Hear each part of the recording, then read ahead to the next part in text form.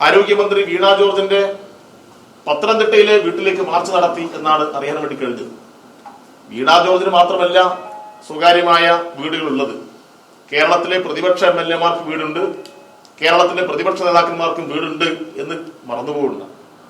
അതുകൊണ്ട് ഇങ്ങനെ തെരുവിലിറങ്ങി ഞങ്ങളുടെ മന്ത്രിമാരെയും ഈ ഗവൺമെന്റ് ഭാഗമായി നിൽക്കുന്ന ആളുകളെയെല്ലാം ആക്രമിക്കാനാണ് പുറപ്പെടുന്നതെങ്കിൽ ശക്തമായ നിലയിൽ ജനങ്ങളെ അണിനിരത്തി പ്രതിരോധിക്കാൻ DYFI തയ്യാറാവും എന്നാണ് ഈ സന്ദർഭത്തിൽ പറയാനുള്ളത്. അതുകൊണ്ട് പ്രതിപക്ഷ MLA-മാർക്ക് ഓഫീസുണ്ട്, അവർക്ക് വീടുമുണ്ട്, അവർക്ക് ഇങ്ങനെല്ലാമുള്ള സ്വകാര്യ ഇടങ്ങളുമുണ്ട്. അവിടേക്ക് ഞങ്ങളെ കൊണ്ട് മാർച്ച് ചെയ്യിപ്പിക്കാൻ ഇടയാക്കരുത് എന്നാണ് യൂത്ത് കോൺഗ്രസിനെ ഓർമ്മിപ്പിക്കാനുള്ളത്.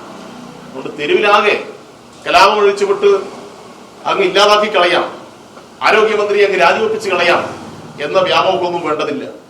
കേരളത്തിന്റെ ആരോഗ്യമന്ത്രി ഇന്ത്യയിലെ മറ്റ് സംസ്ഥാനങ്ങളെ അപേക്ഷിച്ച് നോക്കിക്കഴിഞ്ഞാൽ ഏറ്റവും മികച്ച ആരോഗ്യമന്ത്രിയാണ്.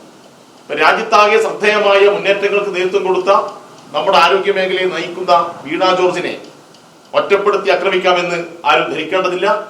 വീണ ജോർജിനെ സംരക്ഷിക്കാൻ DYFI രംഗത്തിറങ്ങും.